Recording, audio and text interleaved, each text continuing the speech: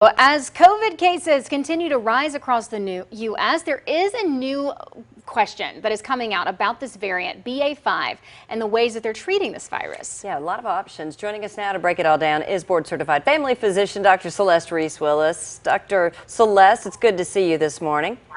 Happy Monday. You too. We're hearing a lot about Paxlovid, which is what President Biden is taking. My daughter was diagnosed. She was given a prescription and a histamine. I see different drugs going to different people.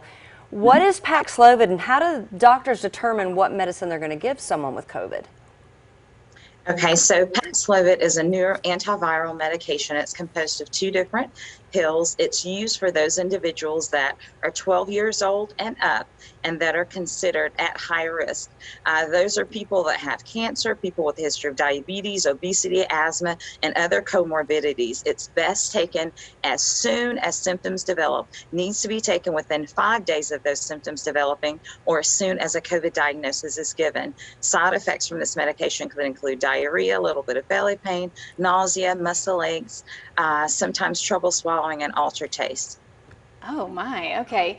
All right, so that might be, so it's really the people that need it the most that are at the highest risk that get the Paxlovid. Yes. Okay, so, a lot of us have COVID fatigue. We hear about COVID, we hear about the precautions. Anything new we need to know with this particular variant? What are you telling your patients? Well, this particular variant, as we said before, is hyper contagious.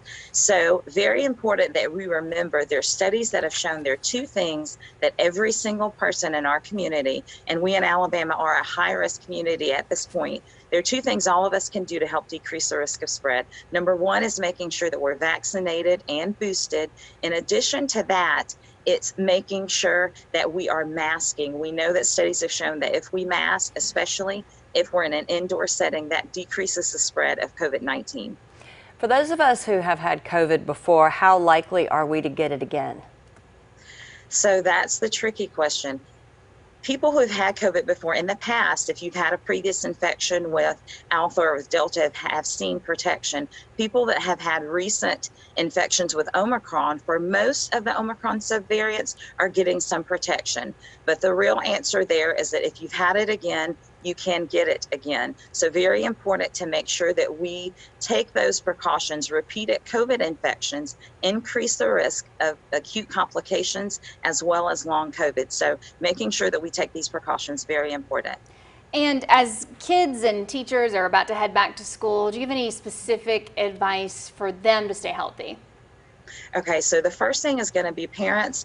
Go ahead and consider getting your child vaccinated. That's one of the best ways, especially if that child is an athlete, to keep them active most of the year. Secondly, we want to wear a mask at school. Very important about the fit and the level of comfort with that mask, and that we send a new mask to school every day. Send a backup mask just in case, and even consider sending a little bag for them to put the mask in at lunchtime. We want to make sure that we optimize any ventilation practices and spaces that we can, and that we remember that hand washing effort and being cleanliness, so that we're on top of all of our hygiene practices. That helps to decrease the risk of spread as well.